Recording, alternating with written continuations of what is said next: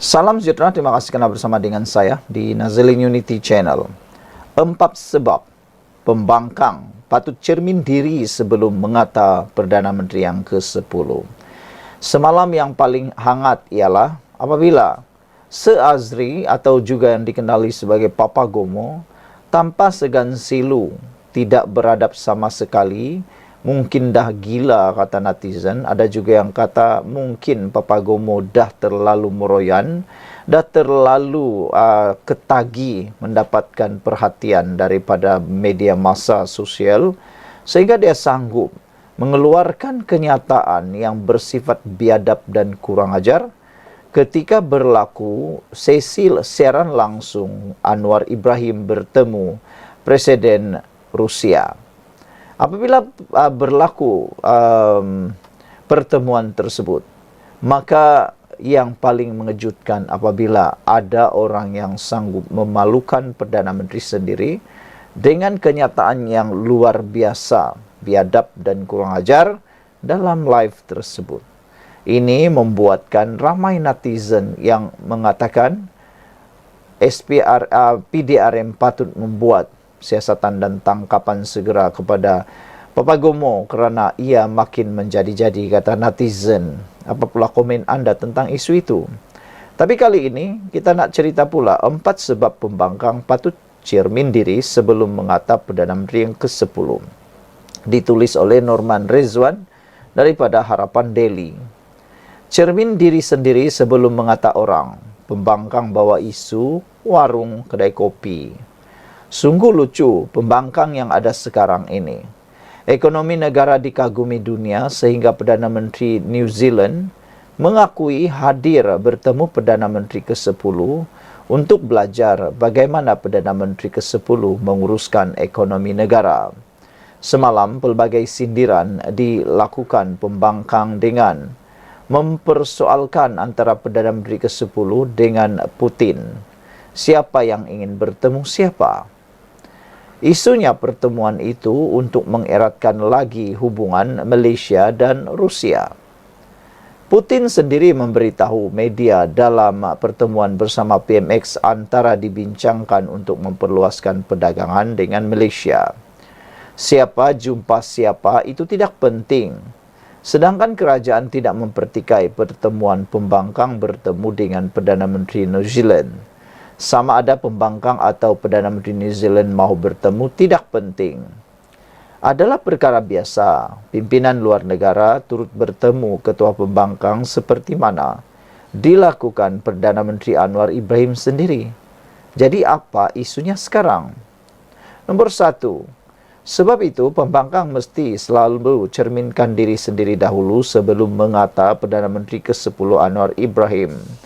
Muhyiddin selepas angkat sumpah sebagai Perdana Menteri terpaksa memperkenalkan diri kepada Presiden Indonesia Jokowi. Sedangkan Perdana Menteri ke-10 Anwar Ibrahim berpuluh ucapan tahniah diterimanya.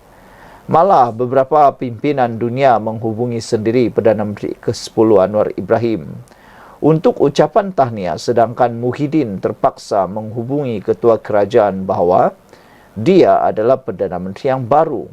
Dunia tidak mengenali Muhyiddin. Kedua, begitu juga Hadi Awang berbanding dengan Anwar. Siapa pimpinan luar yang kenal Hadi Awang atau memberi penghormatan kepadanya? Sedangkan Perdana Menteri yang ke-10 disambut luar biasa oleh Perdana Menteri India. Ketiga, Perdana Menteri ke-10 Anwar Ibrahim tersenarai antara 50 pemimpin dan ahli politik Islam paling berpengaruh menerusi edisi terbaru The Muslim 500, The World Most Influential Muslim 2024. Perdana Menteri New Zealand pula tidak bertemu Hadi Awang, apatah lagi yang lain. Hadi Awang hanya hebat dalam kalangan orang Melayu, itu pun di pantai timur dan utara sahaja. Selalulah melihat cermin sebelum berkata-kata. Jangan menghakimi diri sendiri, kata Umar Al-Khattab. Bila engkau menemukan celah pada seorang dan engkau hendak mencacinya, maka cacilah dirimu kerana barangkali celahmu lebih banyak daripadanya. Kerajaan yang baik kerana bukan sahaja kerana pasukannya hebat, tetapi mempunyai pembangkang yang hebat. Pembangkang yang menjadi check and balance kepada kerajaan. Tapi sayangnya isu yang dibawa isu warung kopi, sehingga penulis terfikir jika begini corak pemikiran pembangkang, bagaimana nanti jika menjadi kerajaan? Bila memerintah 33 bulan, nyata mereka gagal hingga ramai menaikkan bendera putih. Kata peribahasa, tidak tahu menari, dikatakan lantai jungkang jungkit. Jika tidak tahu menguruskan negara, jangan orang lain dipersalahkan. Belajar-belajarlah sering melihat cermin. Dalam parlimen merepek, di luar parlimen lagilah merepek. Yang menjadi mangsa adalah rakyat. Sebenarnya pembangkang takut populariti Anwar bertambah hebat. Nak menafikan ekonomi tidak boleh lagi sebab pakar ekonomi dunia memuji negara kita. Dicari perkara karut-marut sesuai dengan corak pemikiran penyokong mereka. Sekian untuk kali ini. Jangan lupa tinggalkan komen Anda. Salam sejahtera. Terima kasih karena bersama dengan saya di Nazili Unity Channel. Isu dan hangatnya politik sekarang ini melibatkan siasatan terhadap Wan Bestarinet yang telah dilancarkan semasa Najib Tun Razak Perdana Menteri dan semasa Muhyiddin Yassin jadi Menteri Pelajaran atau Pendidikan. Isunya ialah berlaku tuntutan palsu dan juga sedang disiasat. Apa yang lebih mengejutkan ialah sejauh mana pengetahuan Najib dan Muhyiddin tentang isu ini. Dan SPRM telah menyatakan bahawa mereka sedang di dalam siasatan terakhir berkaitan isu ini. Sama ada mahu memanggil Najib atau Muhyiddin, ia bergantung kepada arah dan dapatan hasil daripada siasatan yang sedang berlangsung sekarang. Berikut saya ceritakan kepada anda kronologi berlakunya skandal Wan Bestari kontrak Bestarinet, kontrak bernilai 4 bilion ringgit yang telah pun melibatkan Muhyiddin oleh Ahmad Mursi. Dipetik daripada Harapan Daily. Pada tahun 2009, Muhyiddin dilantik sebagai Menteri Pendidikan sehingga tahun 2015. Pada tahun 2010, TM mula memperkenalkan Unify dan fiber optik dengan internet lebih laju dan lebih stabil untuk penggunaan intensif. Pada tahun 2011, kontrak bernilai RM4.077 bilion Wan Bestarinet diberikan kepada YTL menggantikan Schoolnet oleh TM untuk menyediakan internet berkelajuan tinggi 4G di 10,000 buah sekolah. Pada tahun 2011 hingga tahun 2016, Fasa 1 bermula dengan sambungan internet yang tidak stabil dan penggunaan Frog VLE yang rendah. Pemasangan menara telekomunikasi di sekolah turut menimbulkan kontroversi berkaitan bahaya radiasi terhadap anak-anak kecil di sekolah. Pada tahun 2013, Ketua Pembangkang Anwar Ibrahim berjanji dalam kempen PRU 13 untuk membatalkan projek ini jika menang kerana disifatkan ini perjanjian kroni dan tidak telus serta gagal capai objektif. Pada tahun 2016-2019, kontrak diperbaharui untuk fasa 2 sehingga Jun 2019. Pelbagai isu masih berterusan termasuk kelemahan internet lemah, kos tersembunyi ditanggung kerajaan. Pada tahun 2019, laporan audit negara mendedahkan kos tersembunyi caj elektrik bernilai RM41 juta ringgit di 2,715 tapak sekolah tidak dibayar dan ditanggung oleh sekolah. Penggunaan Frog VLE hanya 0.01% hingga 4.69% guru, pelajar dan ibu bapa. Sambungan internet gagal capai kelajuan yang memadai Pada Jun 2019, kontrak ditamatkan oleh Menteri Pendidikan Dr. Mazli Malik yang akhirnya jadi punca beliau dipecat atas desakan Muhyiddin. 5 sebab diberikan.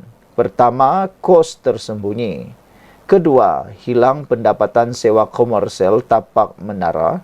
Ketiga, pelaksanaan fasa 2 yang lemah. Keempat, syarikat tidak berupaya guna teknologi terkini. Dan yang kelima, kualiti internet teruk. Perjanjian juga dikatakan berat sebelah. YTL mendakwa KPM langgar obligasi kontrak 15 tahun, tetapi dinafikan KPM. Pada tahun 2024, SPRM mula menyerbu, menyita dokumen dan menyiasat berkaitan tuntutan palsu RM2.7 bilion YTL. Ramai guru-guru merasa lega kerana akhirnya hal ini disiasat. Saudara, apa pula pendapat anda semua? Sekian dulu untuk kali ini. Jangan lupa tinggalkan komen anda, tekan butang subscribe, share video ini. Salam sejahtera, terima kasih karena bersama dengan saya di Nazilin Unity Channel. Sekarang ini, Muhyiddin Muhammad dalam keadaan yang bahaya. Ini apabila timbul satu lagi spekulasi dan juga kontroversi yang paling panas melibatkan Malaysia, yaitu berkait dengan projek One Bestari Net. Persoalan sekarang ialah, adakah SPRM akan memanggil Muhyiddin dan Najib semula? Itu bergantung kepada siasatan, kata SPRM. Sejauh mana keterlibatan Muhyiddin dan Najib dalam skandal One Bestari Net ini? Wah, ini pasti hebat. SPRM masih belum memutuskan sama ada mereka akan memanggil bekas Perdana Menteri Muhyiddin Yassin atau Najib Razak atau tidak berhubung kes tuntutan palsu One Bestari Net.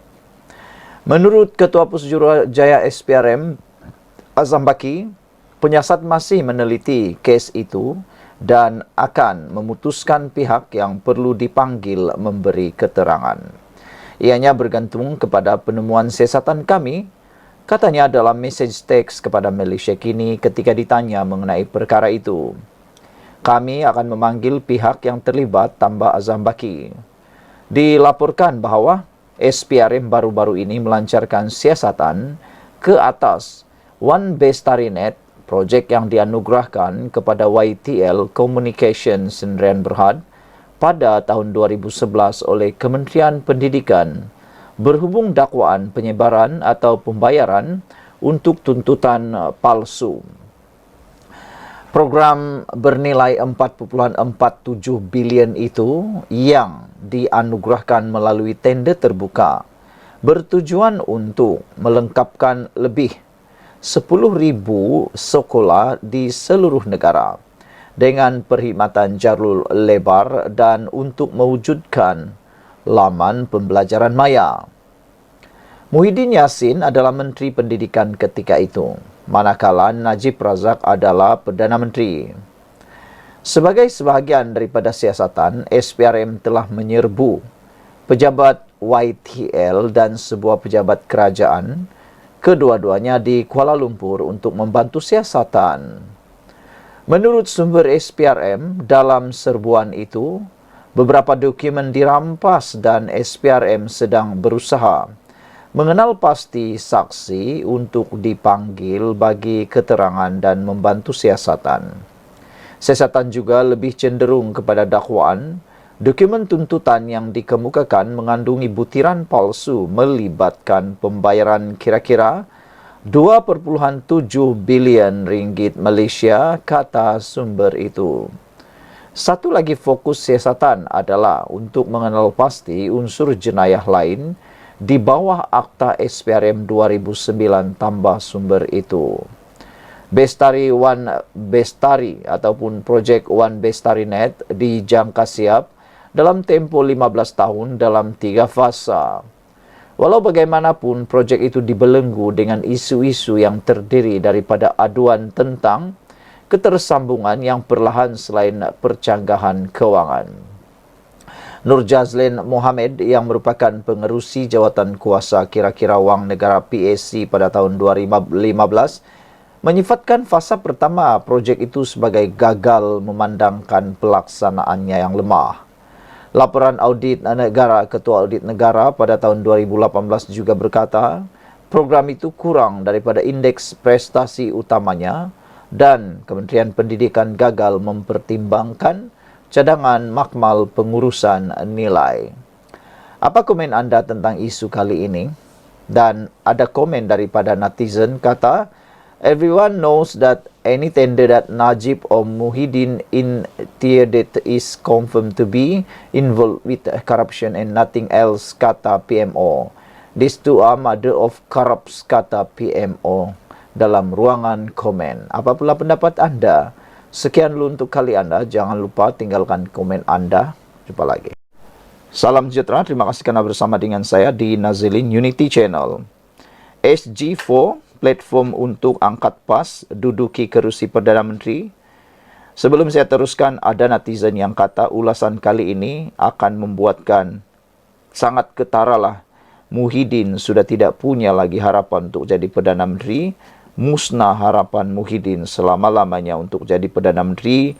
Bukan sekadar hanya jadi Perdana Menteri tepi, bahkan senarai nama dalam tepi pun dah tak ada lagi, kata netizen. Topik mengenai SG4 kembali menjadi tajuk perbualan masyarakat. Berikutan gabungan tidak rasmi melibatkan 4 negeri di takbir PAS itu mengadakan perjumpaan yang dinamakan Sidang Kemuncak SG4 di Bangi, Selangor beberapa hari lalu. Isu ini pun menjadi isu kepada netizen juga apabila mereka bertanya, kenapa pula dibuat di Selangor? Bukankah perlu dibuat di Kelantan, Terengganu atau di Kedah atau di Perlis?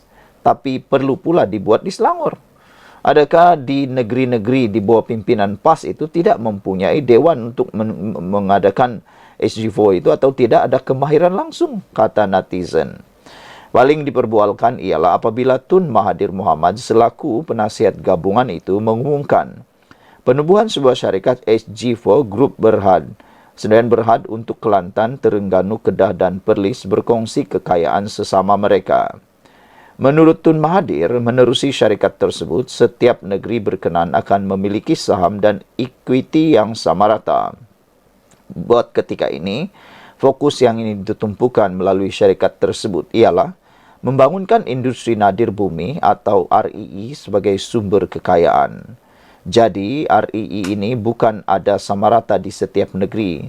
Satu negeri mungkin lebih daripada negeri lain. Katanya, justru dengan ada satu syarikat ini, kita agih segala hasilnya secara saksama untuk setiap negeri menikmati kekayaan yang sama rata, demikian jelas Tun Mahathir. Apa yang terlihat di sini?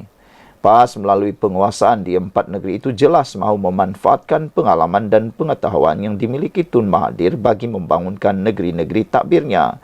Ada netizen menulis, kenapa PAS dah tak ada pemikir hebatkah? Habis sudahkah pemimpin berwibawa dalam PAS sehingga Mahathir pula dilantik? Ia bukan saja untuk kepentingan rakyat di 4 negeri berkenan, tetapi matlamat besar ialah untuk memperlihatkan PAS sebagai sebuah parti politik yang berkemampuan dalam soal pentadbiran dan memberi kesejahteraan kepada rakyat. Dengan kepimpinan atau kemampuan yang ingin diselahkan itu, PAS tentu saja ada cita-cita yang lebih besar daripada sekadar mentadbir negeri. Cita-cita tersebut lebih besar itu tidak lain ialah untuk mengetuai pentadbiran negara dan meletakkan pemimpin PAS di kerusi Perdana Menteri. Cita-cita ekonomi yang ingin dicapai melalui SG4 dengan cara meneroka industri REE sebenarnya adalah permulaan untuk PAS mencapai cita-cita politik mereka. Cita-cita ekonomi barangkali ada proses tertentu yang perlu dilalui serta memakan sedikit masa. Bahkan, halangannya juga tidak sedikit, terutama dalam soal pengagihan secara sama rata hasil REE yang ingin dibangunkan itu. Dalam perniagaan, hampir tidak ada pembahagian sama rata menjadi amalan, apalagi jika sumber dan kekuatan dalam membangunkan perusahaan itu berbeza-beza antara semua pihak pemegang sahamnya. Sebab itu SG4 ini tidak semudah diucapkan untuk ia menjadi kenyataan dalam waktu yang terdekat ini dalam menjadikan RII sebagai sumber kekayaan bersama. Tetapi daripada sudut politik, tempoh PRU 16 hanya kira-kira 3 tahun saja daripada sekarang, dan PAS tentu melihatnya sebagai peluang terbaik untuk mereka mencapai cita-cita mereka. Ini bermaksud dengan bantuan Tun Mahathir berdasarkan PAS kini telah berjaya menguasai 4 negeri dan memiliki jumlah kerusi parlimen terbesar sekali. Matlamat mereka seterusnya ialah untuk tidak terlepas daripada mengepelai Putrajaya selepas PRU akan datang. Sebab itu, SG4 tidak bergerak bersama PN atau membawa sekali PN bersamanya, walaupun PAS adalah komponen Perikatan Nasional yang diketuai Muhyiddin Yassin. Bermakna PAS sekarang bergerak dalam 2 kumpulan menjelang PRU 16 akan datang. Satu bersama PN yang diterajui Muhyiddin dan satu lagi melalui SG4 yang diketuai Tun Mahathir. Walaupun PAS tidak pernah mengenepikan atau menolak sama ada Muhyiddin atau Hamzah Zainuddin sebagai calon Perdana Menteri, tetapi SG4 adalah platform untuk PAS terus ke depan dan untuk memenangi lebih banyak kerusi pada PRU 16 nanti. Salam sejahtera, terima kasih kerana bersama dengan saya di Nazilin Unity Channel. Ini isu paling panas untuk kali ini. Papagomo, siapa yang tidak kenal dengan beliau? Tapi kali ini paling disebut oleh netizen sebagai kurang ajar dan tidak beradab. Papagomo baru-baru ini di dalam pendakwaan di mahkamah mengaku beliau bukan Papagomo. Se-Azri kata dia bukan Papagomo. Ini menimbulkan perdebatan yang paling panas di dalam media sosial. Hari ini sekali lagi timbul kontroversi yang paling besar sehingga ramai netizen mahu supaya kerajaan segera sumbat Papagomo di dalam penjara kerana memalukan kerajaan. Kali ini tergamak pula Papagomo memfitnah di siaran langsung Vladimir Putin. Ini betul-betul pemikiran kelas ketiga, kata netizen. Bayangkan dalam ruangan live, siaran langsung Vladimir Putin, iaitu Presiden Rusia, Papagomo sempat lagi menulis perkara yang betul-betul tidak beradab. Tergamak Papagomo meninggalkan kenyataan berbaur fitnah dan menghina Perdana Menteri semasa siaran langsung YouTube Presiden Rusia Vladimir Putin hari ini. Tangkap layar komentar biadab Papagomo atau nama sebenarnya Wan Muhammad Azri Wan Deris itu tersebar di media sosial. Rata-rata netizen mengecam tindakan bekas Exco Pemuda UMNO itu selain mempersoal faedah yang dia dapat dengan berperangai begitu. Bagaimana dia boleh hidup setiap hari dengan begitu banyak kebencian di dalam hatinya? Habis kata-kata dah dengan manusia seorang ini, Papagomo, tulis seorang pengguna X. Ramai netizen yang setuju dan menyokong apa yang diciap oleh seorang netizen ini, iaitu bagaimana ada orang yang boleh hidup dengan kebencian sebegini dalam hatinya setiap hari. Dalam masa sama, Papagomo 41 tahun dilihat sebagai menghina maruah Malaysia selain mempamerkan kebodohannya sendiri kepada seluruh dunia. Justru warganet berharap tindakan mahkamah dikenakan terhadap tentera cyber pembangkang yang menggunakan nama Se-Azri itu. Siapapun yang menulis itu, adakah dia Papagomo atau bukan? Apakah dia Se-Azri atau bukan? Yang pentingnya, kata netizen, siasat siapa Se-Azri itu dan tangkap dan dakwa dia. Ini bukan lagi satu penghinaan yang tersembunyi, tetapi ianya dibuat secara terang-terangan membabitkan hantaran jelik. Hantaran jelik pasti akan kena tindakan dan pendakwaan, kata netizen. Harap sangatlah Perdana Menteri ke-10 sendiri minta semua bukti.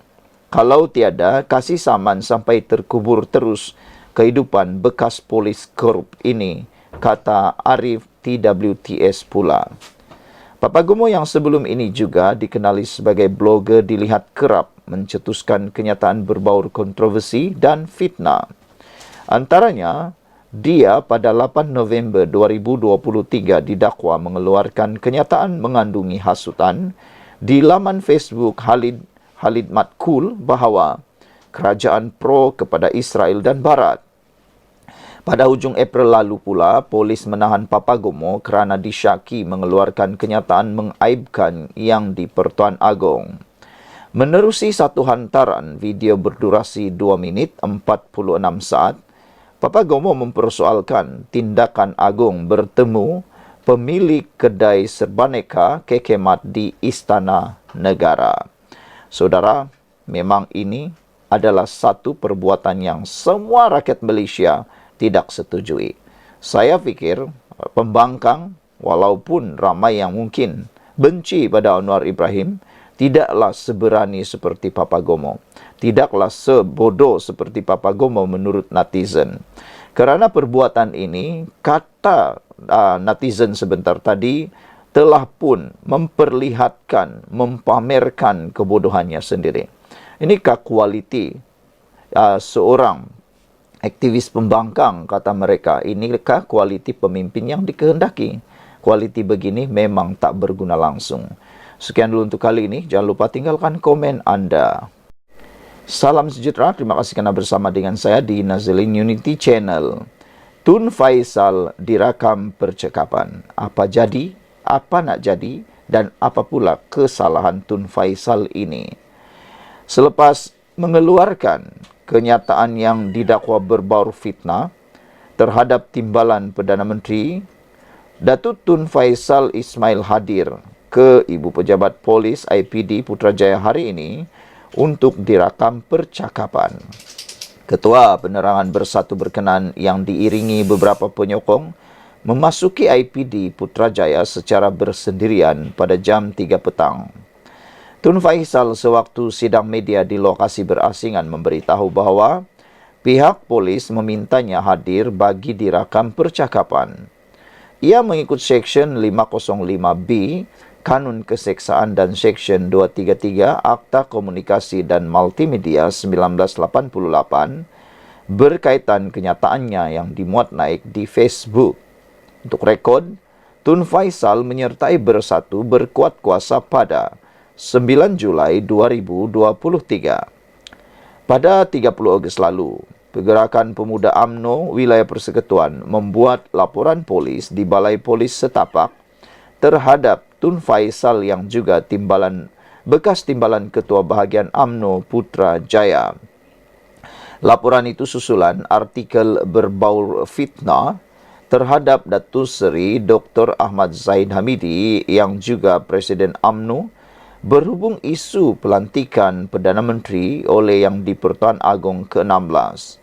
Kata Ketua Penerangannya, Nasruddin berkata, hantaran pada 27 Ogos lalu itu juga mencabar kredibiliti Yang di-Pertuan Agong ke-16 dalam urusan lantikan Perdana Menteri. Ada netizen mohon supaya isu ini dihentikanlah segera kerana ianya tidak membuahkan apa-apa keuntungan lebih-lebih kepada rakyat Malaysia. Yang bertelaga habis-habisan ini ialah ahli politik, khususnya yang nak sangat jadi Perdana Menteri. Isu SD ini sudah tak relevan lagi. Buat apa nak diulang-ulang lagi, kata netizen. Diulang 1000 kali pun tidak akan membuat apa-apa manfaat. Bahkan ini akan boleh mengguncang dan menghuru-harakan semula negara dan akan menolak secara tidak langsung, akan membuatkan para pelabur mungkin akan rasa takut dan mungkin akan menggugat keharmonian negara. Jadi, seperti netizen nasihatkan, berhentilah menggunakan isu-isu SD ini seperti yang dititahkan oleh Ketua Duli Yang Maha Mulia Yang di-Pertuan Agong sekarang. Baginda mengatakan, tunggulah kalau nak berpolitik, nak jadi Perdana Menteri semula, nak berkuasa semula, tunggu pilihan raya. Bukannya di tengah-tengah sekarang ini pula nak mahu lagi persoal sini sana. Kita harus sama-sama menghormati keputusan yang telah diambil, bahkan titah Ketua Duli Yang Maha Mulia di-Pertuan Agong sebelum ini yang menghendaki supaya negara ini berhentilah mengatakan tentang SD, tentang sokongan dan sebagainya. Baginda sudah melakukan yang terbaik, bahkan telah menyorkan perkara yang terbaik untuk rakyat dan negara Malaysia. Dinasihatkan kepada semua pembangkang khususnya, berhentilah bercakap tentang perkara ini kerana ia tidak membawa manfaat, hanya merugikan seluruh rakyat Malaysia. Sekian dulu untuk kali ini. Jangan lupa tinggalkan komen anda untuk isu ini. Kita jumpa lagi.